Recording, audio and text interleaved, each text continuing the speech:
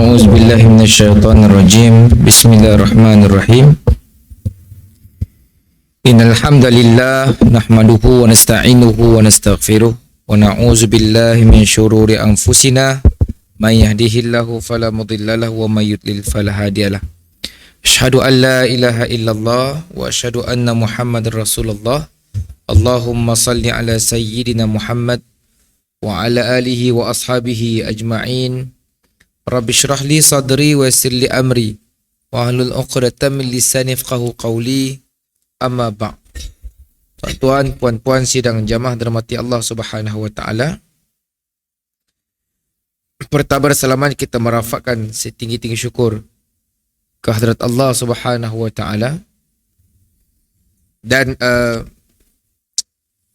kita masih lagi jangan lupa dengan saudara-saudara kita yang masih lagi setiap hari dihancurkan di Palestin.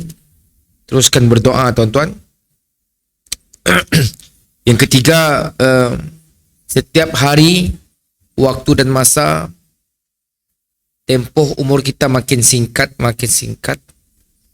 Dan kita perlu memikirkan bekalan terbaik untuk kita berdepan dengan Allah Subhanahu wa taala di alam barzakh yang kita tidak tahu berapa lama, di mahsyar yang entah kita termasuk di kalangan orang yang diberi syafaat atau tidak. Kalau kita tidak diberikan syafaat, tuan-tuan, kita akan menghadapi musibah yang besar, yaitu hisab oleh Allah Subhanahu wa taala. Yang ketiga, dalam kita sibuk mengumpul sebanyak mungkin amal, kadang-kadang masyarakat kita sering meletak satu yang tidak balance kepada suruhan dan larangan Allah. Kebanyakan kita fokus kepada suruhan. Allah suruh pula itu sama ada dalam konteks yang wajib, dalam konteks yang sunat. Tapi masyarakat kita tu terlalu fokus dengan yang sunat. Tapi jangan lupa, tuan-tuan, satu perkara juga meninggalkan perkara yang haram, menjauhi larangan, itu juga ketaatan. Jadi yang tu yang jarang diberi penekanan. Seolah-olah meninggalkan yang haram tu macam level lain. Sedangkan taat pada suruhan dan taat pada larangan itu juga disebut sebagai ketaatan. Okey?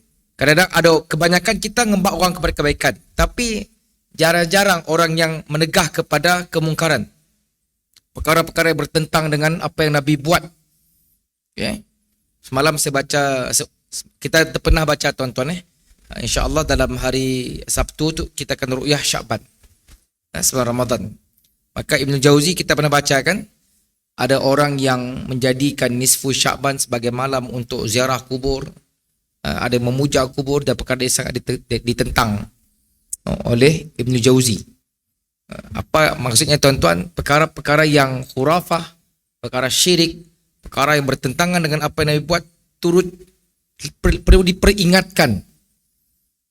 Satu part, yes, kita memang sangat, masyarakat kita sangat arif bab ketaatan. Tapi bila part larangan, kita rasa selesa bila orang melakang.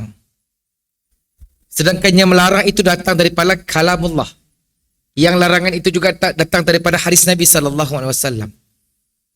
Kita dah baca tentang halal haram kan sebelum tu. Yang halal dan haram ini berkait rapat, tuan-tuan. Jangan tuan-tuan ingat buat amal banyak-banyak, kita rasa macam amalan tersebut akan maintain sampai kita mati. No. Ia boleh dimakan oleh perkara-perkara yang bertentangan, iaitu dosa. Okay.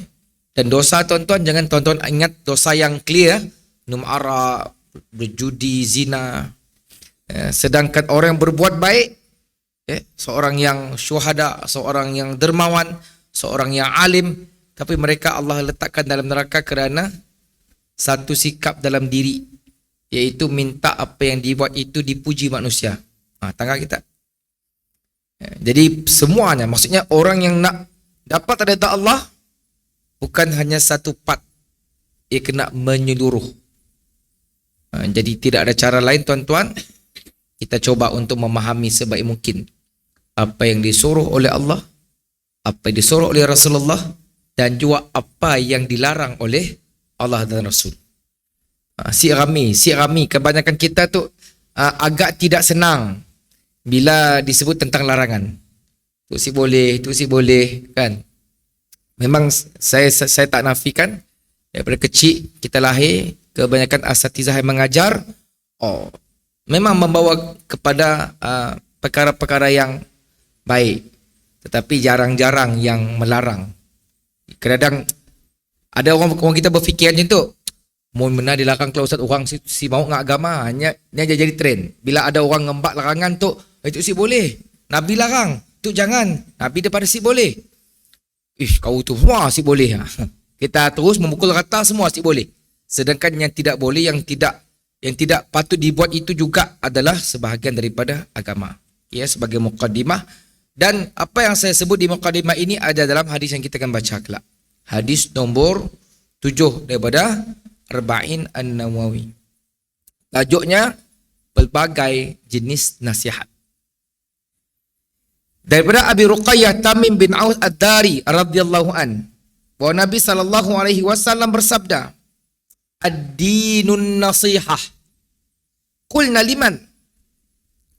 Qal lillahi wa li kitabi wa li rasulihi wa li a'immatil muslimin wa 'ammatihim. Ad-dinun nasihah. Qulna liman? Qal lillahi wa li kitabihi wa li rasulihi wa li a'immatil muslimin wa 'ammatihim. Seulang kali ketiga. Ad-dinun nasihah. Qulna liman? Lillahi wa li rasulihi wa li kitabihi wa li rasulihi wa li a'immatil muslimin wa 'ammatihim. Mungkin kita boleh hafal tuan-tuan. Hadis riwayat Muslim nomor 55 dan juga diriwayatkan oleh Abu Daud 4944 dan hadis riwayat An-Nasa'i 156. Maksudnya apa tuan-tuan? Agama itu nasihat. Maka qulna liman? Para sahabat bertanya kepada siapa? Sabda Rasulullah sallallahu alaihi wasallam, lillahi, bagi Allah. Kita kena penjelasan. Kena disebut bagi Allah. Wali kitabihi, kitabnya. Wali rasulihi, rasulnya. Wali a'immatil muslimin, pemimpin-pemimpin orang Islam. Wa ammatihim, dan masyarakat semuanya. Sebelum kita pergi lebih jauh tuan-tuan, kita lihat biografi ringkas. Siapakah Abu Ruqayyah radhiyallahu an? Okay. Kita kena kenal rawi ataupun periwayat hadis ini, perawi hadis yang membawa hadis ini. Sebab kadang-kadang bila kita mengenali perawi, ada yang kita boleh bawa balik cerita dengan anak, cerita dengan bini, cerita dengan suami. Ada bahan boleh cerita dengan rakan-rakan. Okay? Sebab kita kena ingat, terputus semua amalan anak Adam kecuali 3. Doa anak yang saleh, sadaqatun jariyah, yang ketiga tu ilmu yantafi'u bih, ilmu yang bermanfaat. Yang tu sering kita terlepas pandang. Kalau tuan-tuan dengar ada ilmu sikit, sampaikan. Dan ia benar-benar yang betul. Okay?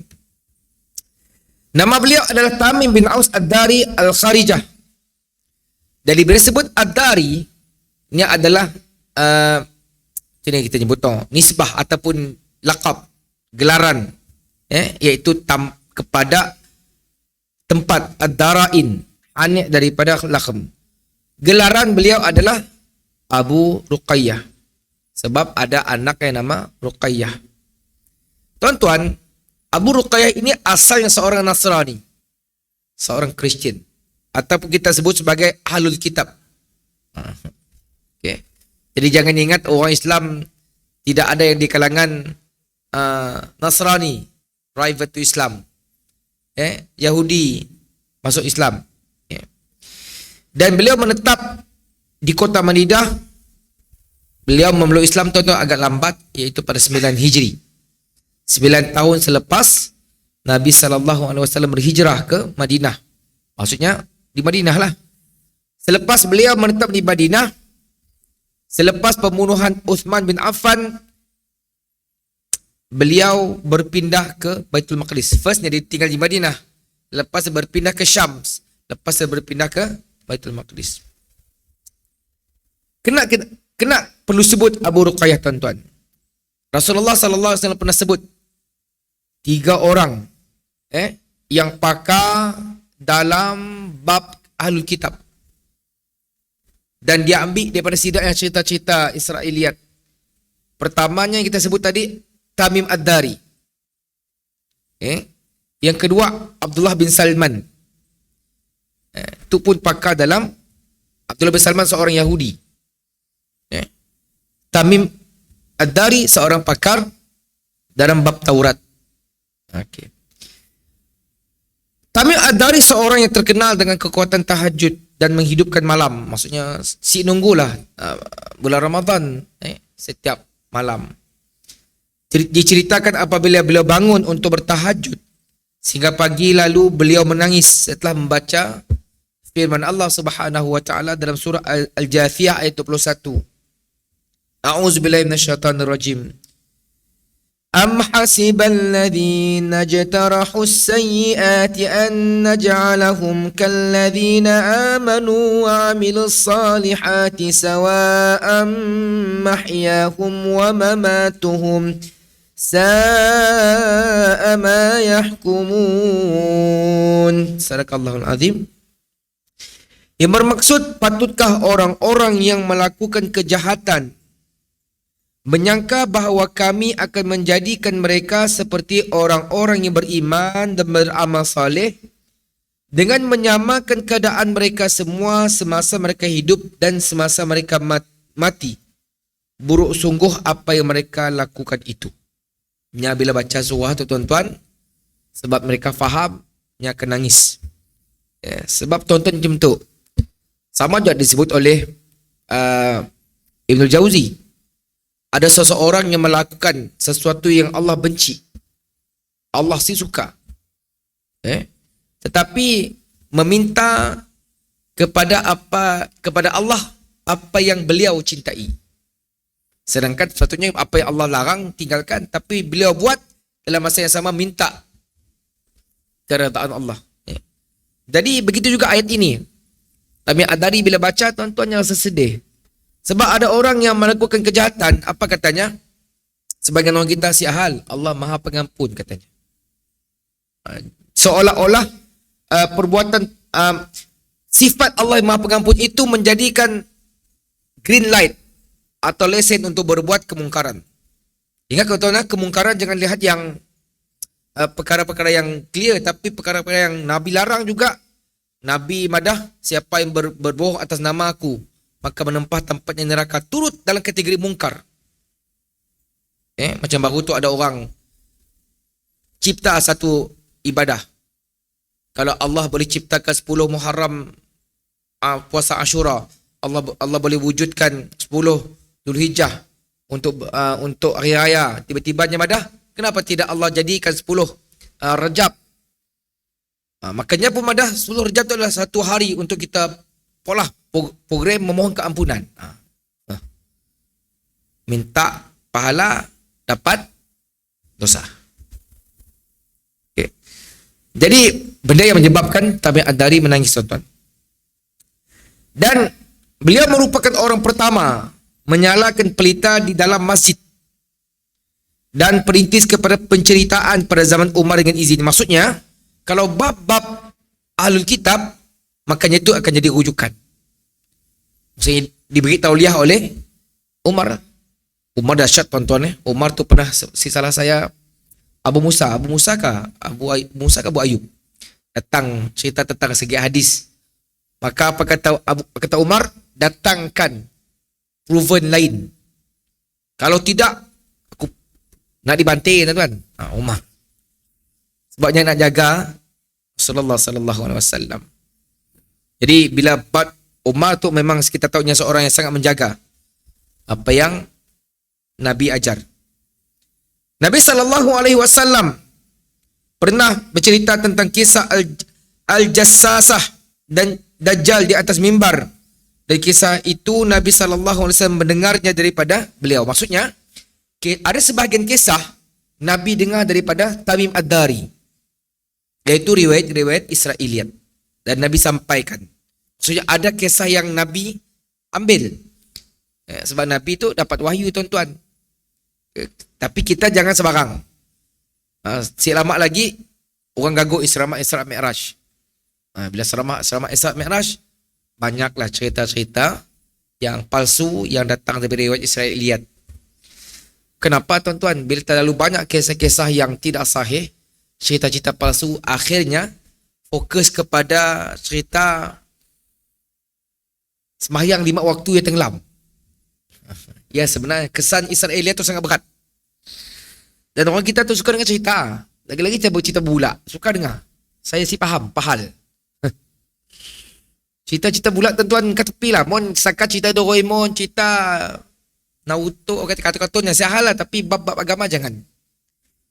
Sebab orang kita bila dengar cerita tu nyakan, sebab banyak cerita-cerita yang sahih. Okay.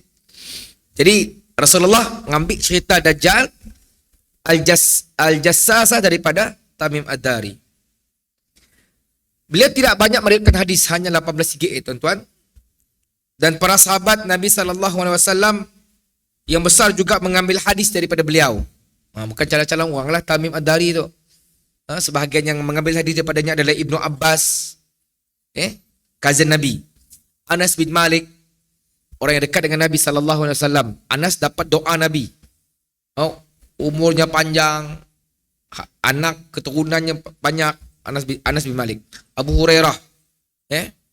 Abu Hurairah tu, tuan-tuan, masuk Islam lambat, tapi dapat doa Nabi. Maksudnya walaupunnya singkat masuk Islam, tapi hadis daripadanya banyak.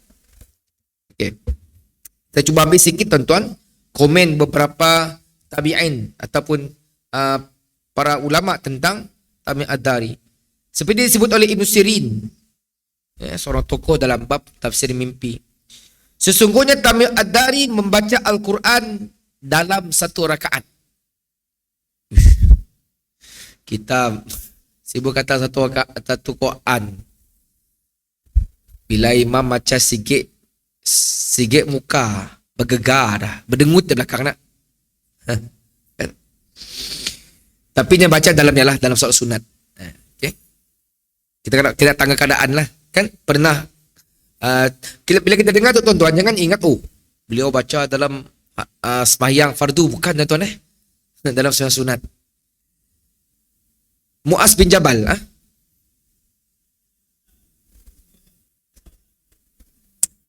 tu, tuan-tuan. Kadang-kadang kita jangan compare para sahabat baca Quran macam kita. Tidak baca Quran tentu dengan iman. Kita baca Quran dengan tenaga kita. Dan sahabat kita kena ingat, mereka baca Quran ada 2 kaedah. Satu akan baca perlahan sambil tadabbur, satu akan membaca laju. Ya, para sahabat. Tapi bukan macam sebahagian orang kita baca laju habis dibantirnya. Short, sin, si tahu panjang pendek habis bantir si. Kita yang contohlah, kadang-kadang kita fikir macam Imam Bukhari yang mula nulis buku hadis ya berapa belas tahun. Dan berjilid-jilid, tuan-tuan. Ada berapa ribu hadis. Kalau kita compare dengan kita, memang kita akan rasa mustahil. Kan? Macam Rasulullah semayang gerhana. Surah apa dia baca, tuan-tuan? Al-Baqarah, Ali Imran, An-Nisa. Kan? Tapi sekarang memang ada, tapi jarang-jarang kita dengar. Di sebelah Mesir ada yang baca Quran panjang. Setiap malam tarawih juzuk.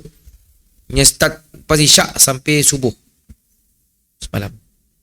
Masih ada di Mesir masih. Sembahyang tarawih, tuan-tuan, daripada maghrib sampai subuh, isyak sampai subuh. Satu Quran semalam. Masih ada. Jadi jangan pelik lah. Okay? Dan Al-Muhalla berkata, Tamim Ad-Dari telah mengkhatamkan Al-Quran ketika berumur 7 tahun. Tapi jangan lupa mereka bukan khatam temi aja. Bila kau khatam, kau je tu tadika atau sekolah rendah. Kasih saya lagi khatam. Kan? Sebab dalam masyarakat kita dah simpan dalam minda, yang penting khatam okeylah, cukuplah. Baca tuan-tuan hari-hari. Okey, habis tentang Tamim Ad-Dari. Jadi banyaklah maklumat-maklumat yang penting kita tahu daripada biografi perawi tu. Okey. Yang kedua berkenaan dengan speciality hadis. Ad-Dinun Nasihah tadi. Hadis ini dikategorikan sebagai Jawami' al-Kalim. Apa maksud Jawami' al-Kalim? Jawami' al-Kalim itu bermaksud ungkapan yang ringkas tetapi padat. Dan ia merupakan one of special ataupun kelebihan Rasulullah sallallahu alaihi wasallam. Satu hadis yang ringkas tetapi kefahamannya, practicality-nya sangat luas. Kelebihan pada Rasulullah. Okay. Ia terdiri daripada kalimah yang ringkas tetapi mempunyai pelbagai maksud dan faedah yang agung sehingga kita dapati keseluruhan hadis Rasulullah sallallahu alaihi wasallam dan hukum syariah sama ada usul ataupun furu' termasuk dalam hadis. Apa maksud usul? Perkara-perkara asas dalam agama. Apa maksud furu'? Cabang-cabang. Macam sembahyang kan? Ada perkara rukun, ada perkara yang furu'. Sebab ya ada yang angkat tangan, ada yang si angkat tangan. Okay. Sebahagian mazhab mengatakan wajib setiap bacaan. Okay. Bahkan ada perbincangan-perbincangan furu' ia cabang. Okay. Tetapi usul ada, ia masuk usul. Dan kita sebut beberapa pandangan ulama tentang hadis tadi, tuan-tuan. Hadis yang kita akan lihat perbincangan. Ibnu Daqiq Al-Aid berkata, dalam bahasa Arab tidak ada kata lain yang pengertiannya setara dengan kata nasihah. Maksudnya, the best words adalah nasihat. Sebagaimana disebutkan oleh para ulama bahasa Arab tentang perkataan al-fallah yang tidak mempunyai padanan setara yang mencakupi makna kebaikan dunia dan akhirat. Dan begitu juga dengan bahasa Melayu, tuan-tuan. Bahasa kita adalah satu bahasa yang saya boleh katakan miskin compare dengan bahasa Arab. Saya ambil contoh Kalau kita nak kita nunjuk nyituk perempuan, perempuannya lah. Kalau bahasa Arab, hia, perempuan. Laki, huwa. Sedak dua perempuan, huma. Sedak dua perempuan, laki, huma. Dia sangat detail. Jadi bahasa kita tu miskin lah. Kita tidak bahasa yang nak menerangkan dengan lengkap. Okey. Imam Abu Daud menyatakan ada 5 hadis yang membincangkan berkenaan masalah-masalah fiqh. Antaranya hadis yang pertama, inna amalu binniyah. Hadis ke-6 yang kita dah bahas minggu lepas, halal dan haram. Lepas hadis ke-7 yang akan kita bahaskan, hadis ke-9 dan hadis ke-30 daripada Arba'in An-Nawawi. Okay. Sekarang kita lihat apa isi kandungan ataupun perkara penting yang kita nak ambil daripada hadis tadi, tuan-tuan. Ad-Dinun Nasihah. Jadi kata Imam Ibnu Daqiq Al-Aid, ayat kalimah agama adalah nasihat. Nasihat ini bermaksud sebagai tiang dan dasar ataupun asas dalam agama.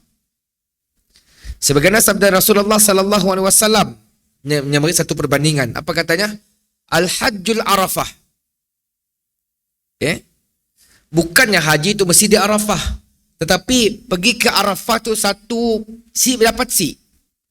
Kalau orang sakit sekalipun dia kena pergi je Arafah. Kalau si pergi Arafah, hajinya saya ada maksud. Begitu juga dengan agama, nasihat. Maksudnya pentingnya nasihat macam seolah-olah kata Nabi, Al-Hajjul Arafah, haji itu Arafah.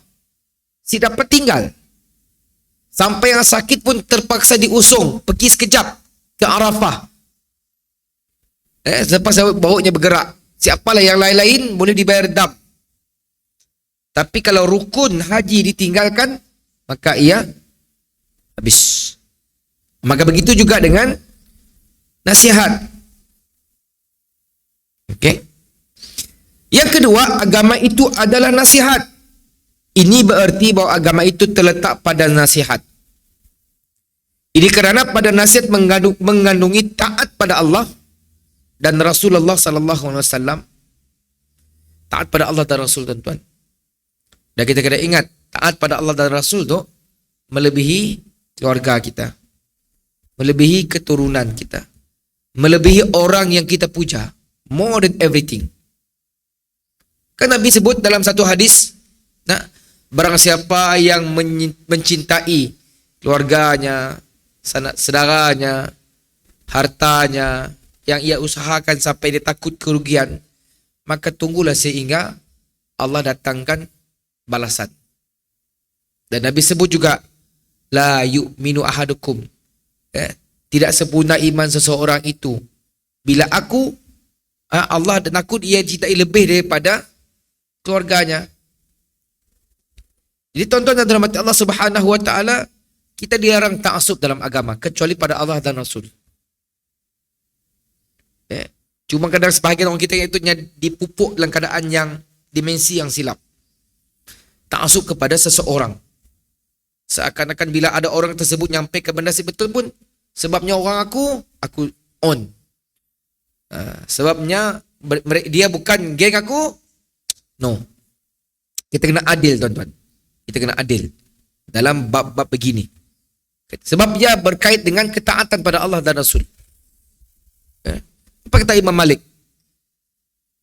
Di antara pemuka besar mazhab kan, Imam Malik rahimahullah, yang memang menghabiskan riwayat hidupnya di Madinah, melainkannya hanya keluar untuk pergi haji saja.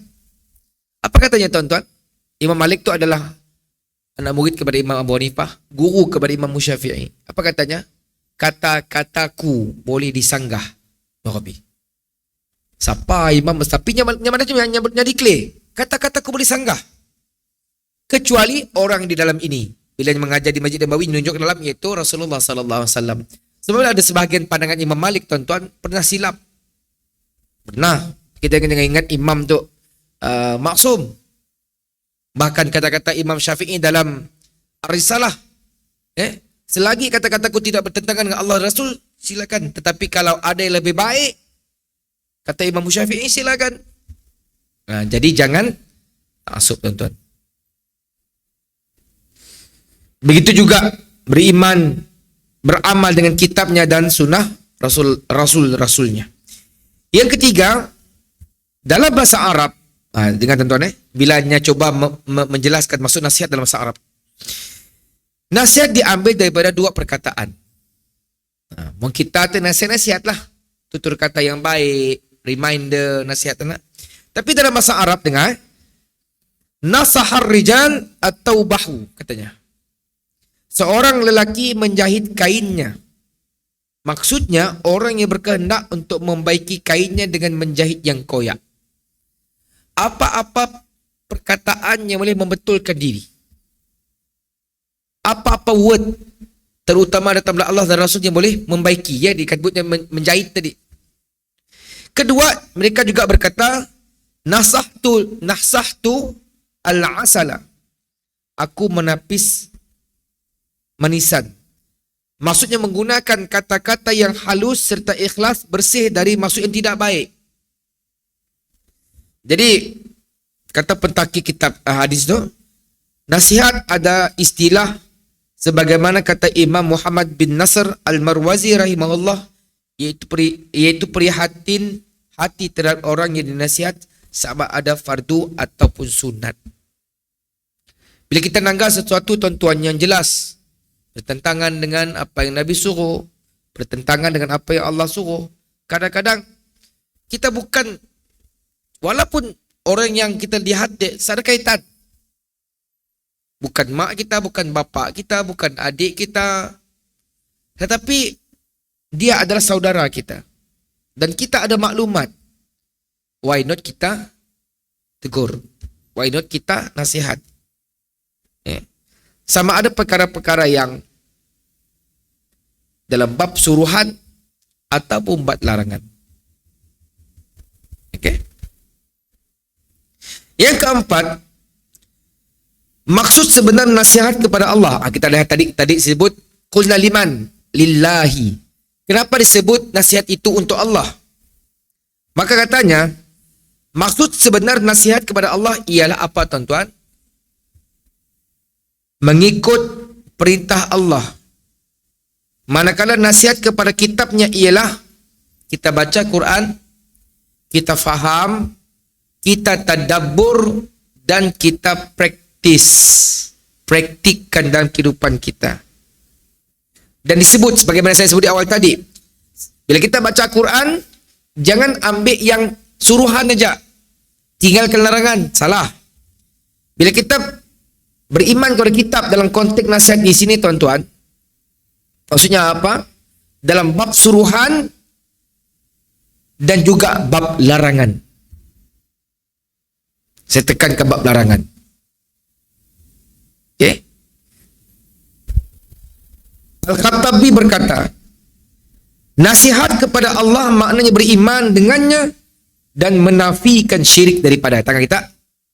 Satu disuruhan beriman, satu menafikan kesyirikan. Bukan ada sebagian orang kita beriman pada Allah tapi minta juga dengan yang lain. Bahkan kata Ibn Jauzi dalam Talbisul Iblis, haram meminta kepada si mati. Tawasul perkara lain, tetapi bab istighasah, meminta kepada mati, tuan-tuan, perkara yang ditegah. Sebab ia berkait dengan syirik. Jadi perkara itu bertentangan. Sebab ada orang kita pergi haji, dah beberapa kali rajin salat di masjid, tapi bab syirik masih lagi ringan. Sama ada syirik yang kecil maupun syirik yang besar. Kan? Okay. Yang kelima, nasihat bagi Rasulnya iaitu dengan beriman kepadanya dan beriman pula bahawa beliau adalah Rasul yang Allah utus kepada segenap makhluk, mencintai dan meneladani beliau. Nabi madah, tuan-tuan, sallu kama ra'aitumuni usalli. Aku cuba sebaik yang mungkin bila sembahyang aku tu macam sembahyang Nabi. Kalau Nabi si polah, aku si polah. Nabi polah, aku polah. Lebih selamat, tuan-tuan. Bukannya Nabi si polah. Okey kali ya. Jangan berkali-kali, tuan-tuan. Berbahaya. Mempercayai berita yang beliau sampaikan. Itu hadis-hadis Nabi SAW. Bila Isra dan Mi'raj kelak, tuan-tuan, banyak hadis-hadis palsu tersebar. Bumi tua lah. Bumi dah macam orang tua kan. Ada cerita ada orang digantung dalam neraka lah. Dengan neneknya digantung. Saya cerita palsu. Saya kenal dia kecil. Dia kata seorang pakar ketua jabatan hadis US Melaya. Apa katanya? Semua cerita-cerita tu dah berakar dalam masyarakat. Sebahagiannya disebarkan oleh ustaz-ustaz juga. Jadi kena hati-hatilah. Kena berhati. Sekarang dah banyak dah buku-buku bahasa Melayu. Hadis-hadis sahih tentang Isra dan Mi'raj. Saya cari, tuan-tuan. Okay. Jadi bila sebut berita yang beliau sampaikan, kena pastikanlah. Okay. Melaksanakan perintah-perintahnya. Yang itu benar juga. Menjauhi larangannya. Dan membela agamanya. Baru tu saya tanggal satu video, tuan-tuan, tersebar lagi. Kita tahu kan orang Kristian bila nak kahwin, bapa pengantin ke ngembak anak dalam gereja dulu sampai depan, serah dengannya nak. Sekarang tu dalam orang kita ada juga macam ya. Bezanya hanya pakai baju Melayu lah. Mbaknya, anaknya sampai ke depan pentas, pengantin lelaki dah nunggu dekat tempat meja akad nikah. Saya nak kena macam pernah tangga ajak video tu. Memanglah tidak orang ke Islam, Kristian. Orang kita pun niru juga. Saya tahu lah kena orang kita tu kreatif gelap bab macam miau. Tolonglah, tuan-tuan. Kita nak berkreatif, jangan bab-bab macam tu lah. Macam kubur juga. Warna hitam lah, warna apalah. Banyak benda-benda yang kita cuba tiru dan kadang kita asyik sedar. Oh, sedangkan Islam dah ada rule-rule, panduan-panduan untuk kita ikut. Ya. Dan yang terakhir dalam bab yang kelima kata Nabi, kata pensyarah yang syarah kitab tu, dalam bab ketaatan pada Allah juga adalah membela agamanya. Tuan-tuan, di antara tanda-tanda kecintaan pada Nabi bukan sekadar Allahumma salli ala Muhammad, full stop, no. Contohnya ada buku 100 amalan sunnah yang telah ditinggalkan. Boleh dibaca. Okay, kita beri laluan dengan azan isyak. Dan kita sambung sikit ke, panjang ni tuan-tuan.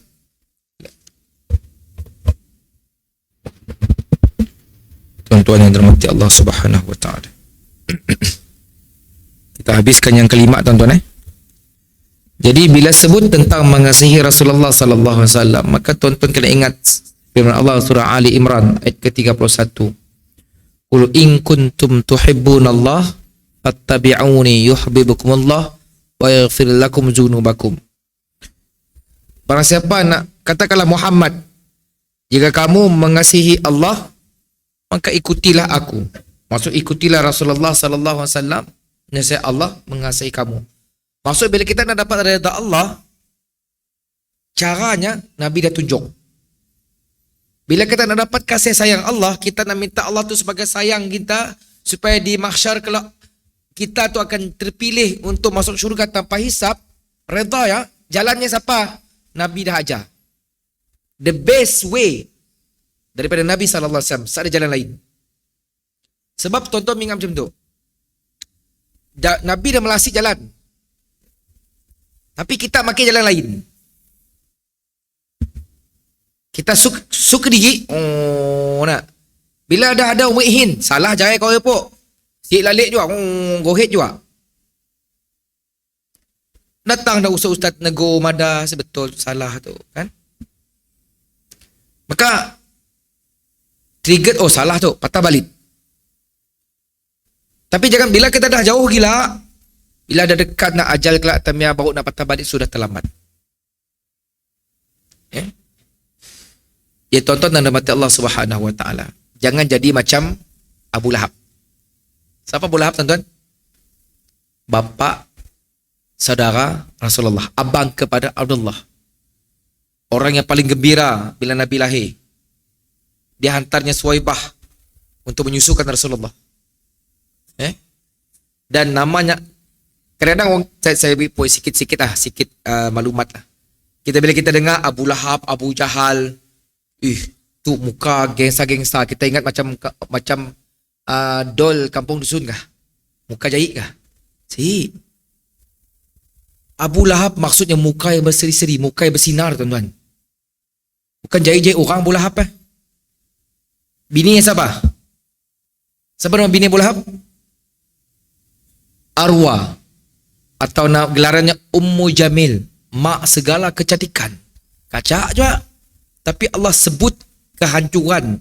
Tabbat yada abi lahabin wa tab. Celakalah kedua-dua tangan Abu Lahab.